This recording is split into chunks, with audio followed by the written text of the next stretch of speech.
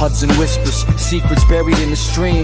Mary Rogers, the muse of a fevered dream. Cigar smoke curling, her face lit the shop.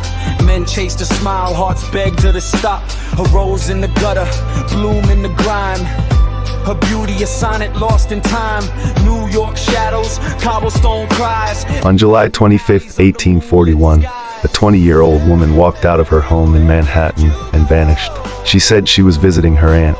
She wore her best summer dress. She smiled as she closed the door behind her. She never came back. 3 days later, July 28th, her body surfaced in the Hudson River. Bruised, torn, violently beaten. The city froze in horror. She walked through the city, lace parasol high, a magnet for whispers. Her name was Mary Rogers. New Yorkers called her the beautiful cigar girl. A face so famous, even Edgar Allan Poe took notice. A cruel mistress, a shadow deceit, a walk by the river, the end she'd meet. Did the night hold a lover, or danger disguised? The city don't talk, just the water replies. But behind her beauty was a secret that spiraled into murder theories, gang rumors, a lover's suicide, and a confession whispered from a deathbed that only made the case darker. Mary, where did you go? Rivers cold, hands full, secrets below. It's been 184 years, and still no one knows what really happened. Tonight we follow the timeline, we uncover the suspects, and we ask the question the Hudson River never answered. Who killed the beautiful cigar girl?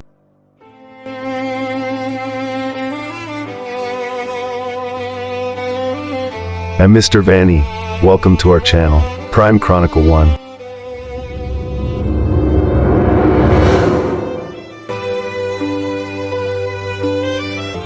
On July 28, 1841, the Hudson River surrendered a secret the city had been whispering about for 3 days. The lifeless body of Mary Cecilia Rogers, a 20-year-old whose beauty had made her famous, and whose death would make her unforgettable. To New Yorkers, she was the beautiful cigar girl, the smile behind Anderson's Tobacco Emporium. To the killer, whoever they were, she was a target. And to history, she remains one of America's oldest, darkest unsolved cases. This is her story. Her rose in the gutter, bloom in the grime. Her beauty a sonnet lost in time. New York shadows, cobblestone cries, echo through alleys under moonlit skies. Mary, Mary, where did you go?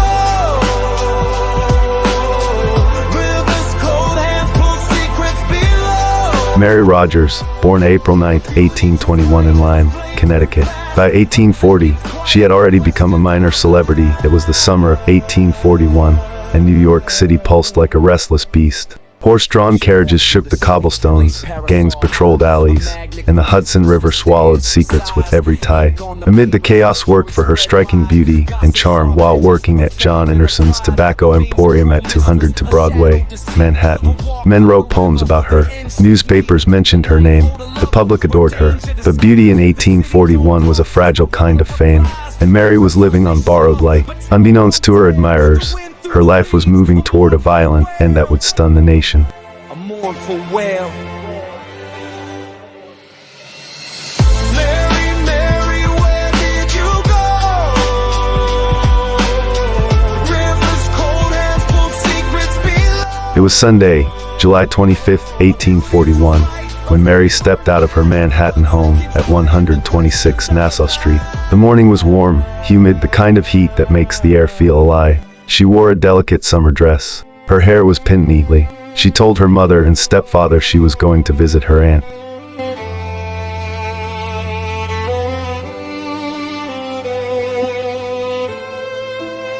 As the hours passed and Mary did not return, her family's unease turned into fear. By Monday morning, July 26, 1841, she was officially missing. Newspapers printed her disappearance on July 27, 1841. Fueling public panic. The beautiful cigar girl had vanished in broad daylight.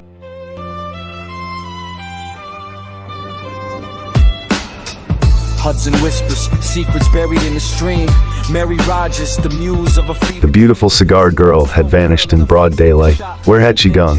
Who had she met? What happened during those missing hours? No one had answers, but the river did. Her beauty a sonnet lost in time. New York shadows, cobblestone cries echo through alleys under moonlit skies. Mary, Mary, where did you go?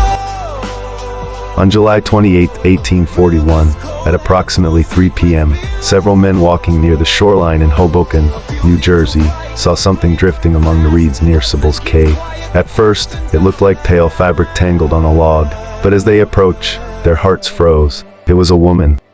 She walked through the city, lace parasol high, a magnet for whispers, for stares, for sighs, ink on the papers, her story spread wide, gossip sharp edges, her fame and her pride. Her dress soaked, her hair loose, her skin bruised and marked, her neck bearing faint impressions of what looked like strangulation. The city don't talk, just the water replies. The ripples, they shimmer, but tell no tale. The wind through the reeds, a mournful wail. A mournful wail. The men shouted for help, and soon a crowd swarmed the area. Police quickly arrived and removed the body from the water. Someone recognized her immediately. It's Mary Rogers, the cigar girl. A beauty too bright, a flame burned fast. Hudson keeps quiet, the questions outlast.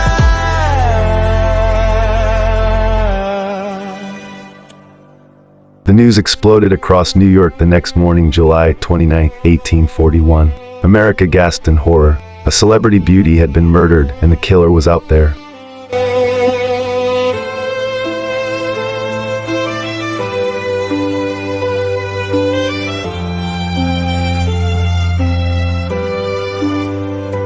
On July 29, 1841, the official investigation began, led by Hoboken authorities. But immediately, problems appeared. Mary's body had drifted possibly for days. Evidence had been washed away. Witnesses contradicted one another. Doctors disagreed on the cause of death. Cigar smoke curling, her face lit the shop. Men chased a smile, hearts begged her to stop. Her rose in the gutter, bloom in the grime. Her beauty a sonnet lost in time. New York shadows, cobblestone cries echo through alleys under moonlit skies. Mary, Mary, where did you go? On July 30, 1841, doctors examined Mary's body and determined bruising on her arms and torso, possible marks of strangulation, torn clothing suggesting a violent struggle, no clear cause of death, drowning, strangulation, internal injuries. Nothing was conclusive. Still, theories began forming as early as August 1, 1841. Ink on the papers, her story spread wide. Gossip sharp edges, her fame and her pride. But fame's a cruel mistress, a shadow deceit. A walk by the river, the end she'd meet. Did the night hold a lover? Theory 1. Local residents in Hoboken told police they heard a woman's scream on July 25, 1841, the very day Mary disappeared. Street gangs roamed the wooded paths. Could they have dragged her away? This theory dominated newspapers throughout August 1841, but police could not find specific suspects. Theory 2. Mary had been engaged to Daniel C. Payne, a clerk. He provided an alibi for July 25, 1841, claiming he spent the evening drinking at several saloons. He admitted to being drunk that night, but denied harming Mary. The press blasted him, yet police found nothing to charge him with. Hudson whispers, secrets buried in the stream. Mary Rogers, the muse of a fevered dream. Cigar smoke curling, her face lit the shop. Men chased a smile, hearts begged her to stop. Her rose in the gutter, bloom in the grime. Her beauty a sonnet lost in time. New York shadows, cobblestone cries echo through alleys. Theory 3. During the investigation, whispers spread that Mary had been quietly meeting a doctor. Abortion was illegal in 1841, dangerous, and often performed in secret. Could Mary have been pregnant? Had she sought help that Sunday? This theory terrified upper-class society, and newspapers avoided printing it directly until late August 1841. Still, the possibility grew stronger as the case leaked details. But no proof surfaced, and by September 1841, the case went cold. For size, ink on the papers, her story spread wide. Gossip sharp edges, her fame and her pride. But fame's a cruel mistress, a shadow deceit. A walk by the river, the end she'd meet. Did the night hold a lover, or danger disguised? The city don't talk, just the water replies. The ripples, they shimmer. Then tragedy struck again. On October 7, 1841, shortly after dawn, a passerby found a man lying near Sybil's cave. the same grim landmark where Mary's body had been discovered. The man was Daniel Payne, dead. Beside him lay a bottle of laudanum, a powerful opiate used as a tranquilizer and a common tool of suicide. In his pocket was a folded note, a single sentence: "To the world, here I am on the very spot. May God forgive me for my misspent life." Hudson whispers, secrets buried in the stream. Mary Rogers, the muse of a fevered dream. Cigar smoke curling, her face lit the shop. Men chased a smile, hearts begged her to stop. The note was dated October 6, 1841, likely the night before his suicide. Newspapers published it instantly, painting Payne as a tragic figure tormented, broken, possibly guilty. But even his death offered no answers. If he was innocent, he died in grief. If he was guilty, he took the truth with him. He was buried on October 10, 1841, leaving behind only more questions.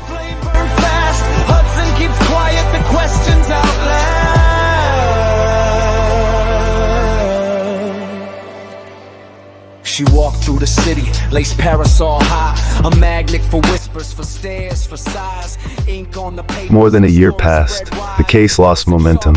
Public fascination dimmed until November 1842, when a shocking confession reignited the fire. Tavern owner Frederica Loss, dying from respiratory illness, summoned her son to her bedside. Her breathing was shallow, her skin pale. She knew her end was near, and she whispered, "Mary Rogers, I know what happened to her." Her son leaned closer as she revealed the secret she had carried since July 25, 1841.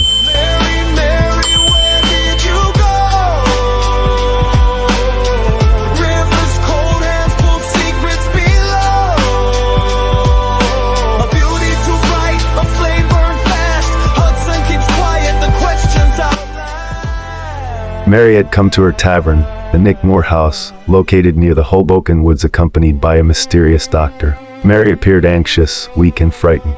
They went into a private upstairs room.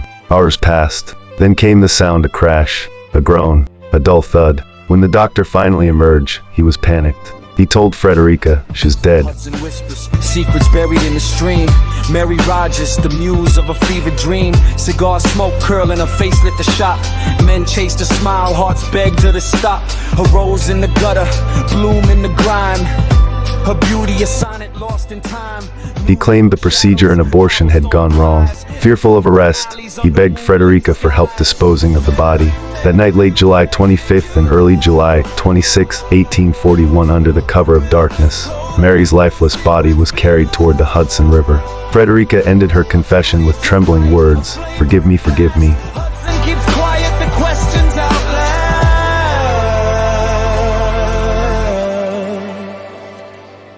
She walked through the city, lace parasol high, a magnet for whispers, for stares, for sighs, ink on the papers, her story spread wide, gossip sharp edges, her fame and her pride, but fame's a cruel mistress. She died hours later. The confession hit the New York press on November 21, 1842, igniting controversy. Was she telling the truth?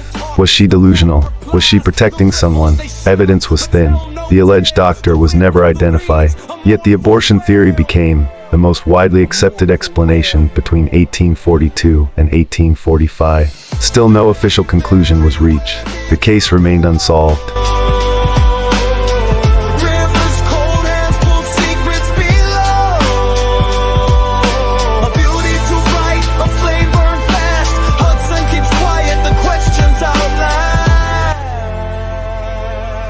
In December 1841, months after Mary's death, a dark-eyed writer became obsessed with the case, Edgar Allan Poe. By February 1842, Poe had begun analyzing every detail he could find. He clipped newspaper articles, interviewed sources, and studied inconsistencies in the investigation. In November 1842, when Frederica Loss's confession appeared, Poe immediately incorporated the new details into his manuscript.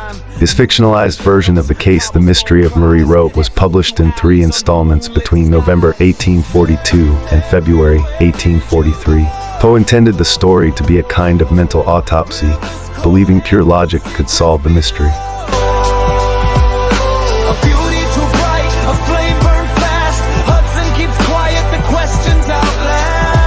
But even he admitted he could not expose the truth. Too many secrets, Too many lies, too much time lost. Mary's real killer or accidental executioner vanished into history. Ink on the papers, her story spread wide. Gossip sharp edges, her fame and her pride. But fame's a cruel mistress, a shadow deceit. A walk by the river, the end she'd meet. Did the night hold a lover or danger disguised? The city don't talk, just the water replies. The ripples they shimmer, but tell. By 1844, the Mary Rogers case began slipping from public consciousness. But her death left permanent marks. 1. Social panic between 1841 to 1842. Thousands of women became terrified of traveling alone. Parents forbade daughters from visiting Hoboken unaccompanied. Newspapers issued safety warnings. 2. Legal change 1845. Public outrage over illegal abortion practices contributed to the push for stronger laws regulating medical procedures in 1845. 3. Cultural legacy between 1841 to present. Mary's disappearance became one of the first major American crime stories to receive national media coverage. Her beauty, fame, and tragic death influenced poems, essays, paintings, and even later crime fiction. And her face, delicate, smiling, unknowingly moving toward her fate, remained frozen in time. Hudson whispers, secrets buried in the stream. Mary Rogers, the muse of a fevered dream. Cigar smoke curling, her face lit the shop. Men chased her smile, hearts begged her to stop. Her rose in the gutter, bloom in the grime. Her beauty a sonnet lost in time. New York shadows, cobblestone cries. More than 180 years later, we are left with a timeline full of dates but no answers. What really happened on that summer day in 1841? Who silenced the beautiful cigar girl?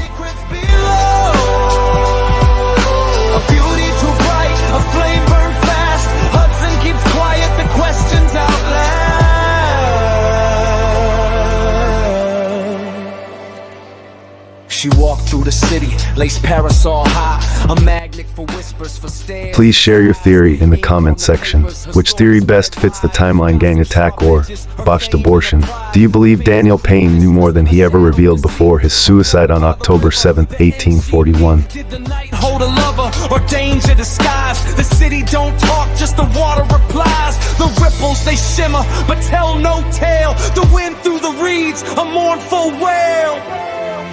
A mournful wail. Mary, Mary, where did you go? Rivers cold, hands full, secrets below.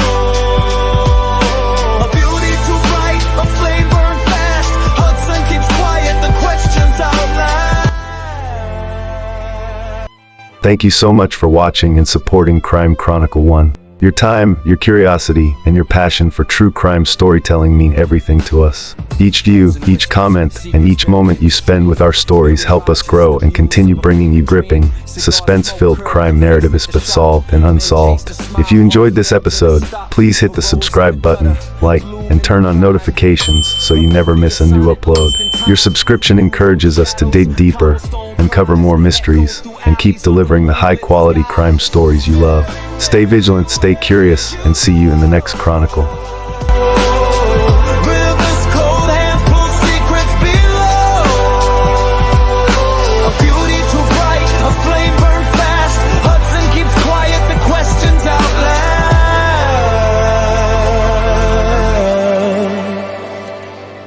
She walked through the city, lace parasol high, a magnet for whispers, for stares, for sighs. Ink on the papers, her story spread wide. Gossip sharp edges, her fame and her pride. But fame's a cruel mistress, a shadow deceit. A walk by the river, the end she'd meet. Did the night hold a lover or danger disguised? The city don't talk, just the water replies. The ripples they shimmer, but tell no tale. The wind through the reeds, a mournful wail. A mournful wail.